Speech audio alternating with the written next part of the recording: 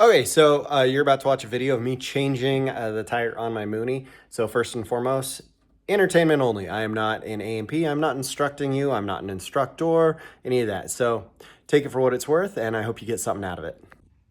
Okay, so we're gonna be changing the tire on our Mooney here.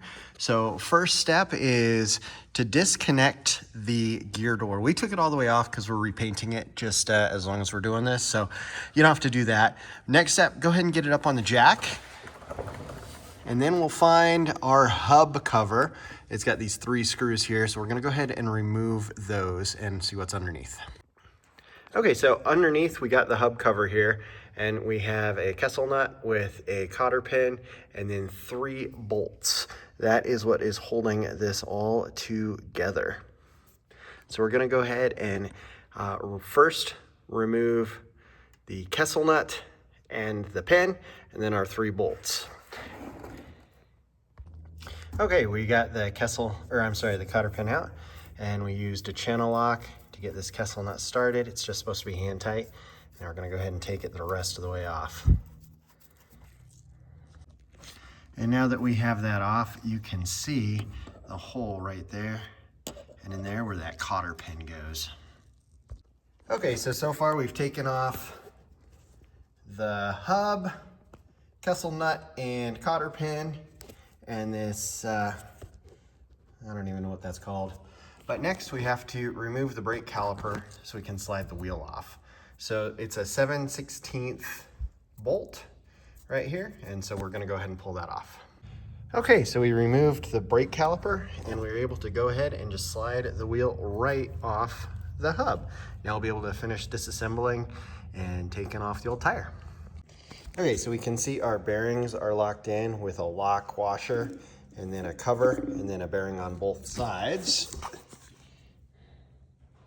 And then our wheel is actually a 2-piece wheel being held together with these 3 bolts. So we're gonna have to disassemble all that. But before we do that, we'll go ahead and take the bearings out so we can repack those. And then we'll go ahead and deflate the tire and get it ready to be disassembled. Okay, so I went ahead and put the airplane, it's still on the jack 100%, but just put some cribbing underneath it just in case. Okay, so as we start to take this apart, we have the keeping washer here, a washer, a foam pad, and then underneath the foam pad, we have another washer, and then the bearing itself. Okay, now we have all of our bearing components out. I've got a rug here on the floor so I don't scratch up my brake pad or rotor. Next, we're gonna split the wheel by removing these 3 bolts. But before we do that, we're gonna go ahead and deflate the tire completely. Okay, I removed the valve stem and the cap so that there's no air left in the tire. Okay, next we're gonna use this bead brake tool I got at Harbor Freight to go ahead and break the bead on both sides before we loosen those bolts. Okay, my wheel has some counter weights for balancing for whatever reason, and I just wanted to video that I had one on one side and a double over here.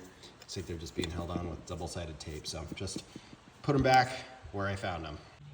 Okay, I started to pull this apart before I got the video going again, but I removed all 3 of these bolts. Oops, just dropped that one. We'll have to get that back out. And now we're just gonna go ahead and pull off the brake rotor here and then split the wheel. Okay, so we have the rotor off. There's the 3 bolts. I'm gonna set that right here so I don't lose anything.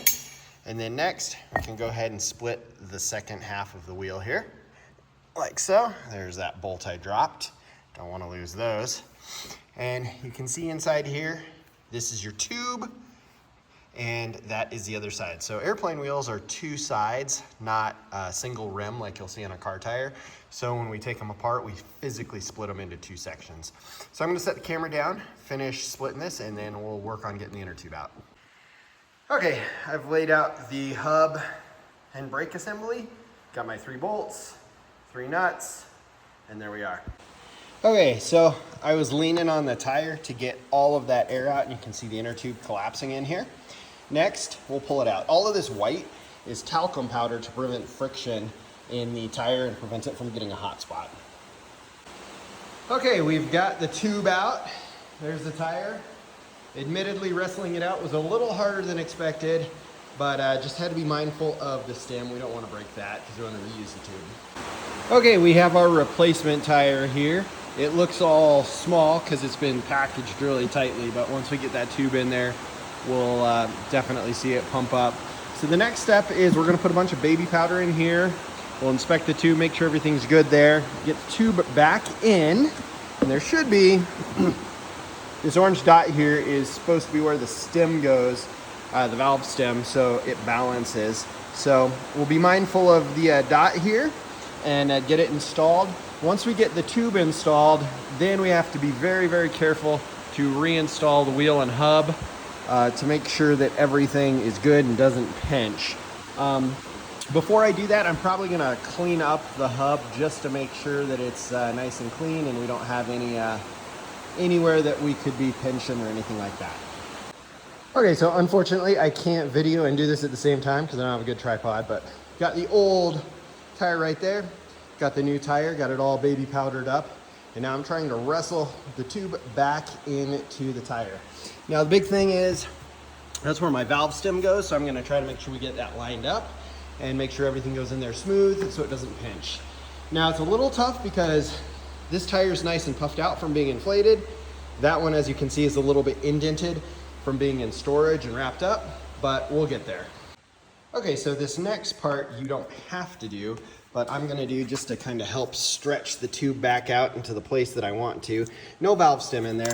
I'm just gonna give it a little air and fill it up and make sure everything looks more or less seated the way it's supposed to.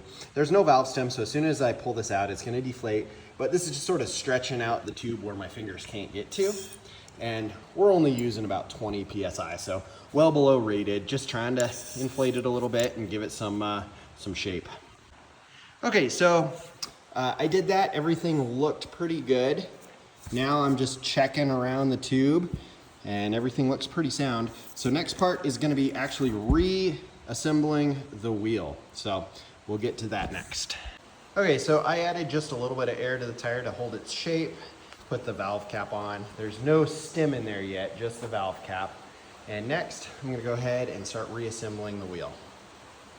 Okay, so I got the front side on and I'm just checking to make sure we have nice clearance with the tube here. And we'll go ahead and put that second side on. The big thing is we just don't want any pinching. Okay, so we have the bolts reinstalled. They're finger tight. Next, I'm gonna go ahead and install the valve stem and gently pump it up just to get things seated, deflated a couple times, make sure everything looks good, and then fully reinflate. Okay, so we just used our torque wrench here and tightened these bolts to 80 inch-pounds. Next step is I'm gonna go ahead and put the Schrader valve back in and pump it up a couple of times, make sure everything's seating properly. And then if that looks good, we'll pack the bearings and get those put back in. All right, so about to go ahead and redo the Schrader valve. So I have this little tool here, just got this one at Home Depot, but it's just a standard Schrader valve stem removal tool.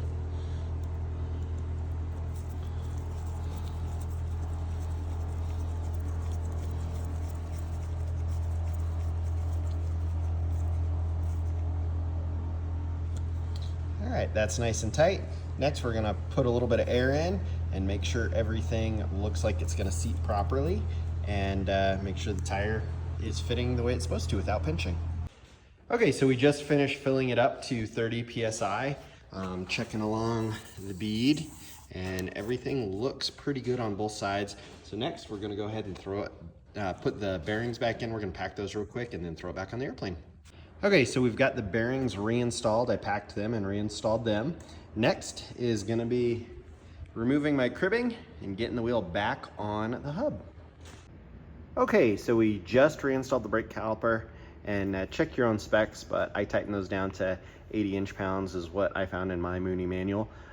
Next is we're gonna need to reinstall the Kessel nut and get a new cotter pin and put that dust cover back on. Okay, so we got our Kessel nut reinstalled and got the cotter pin in.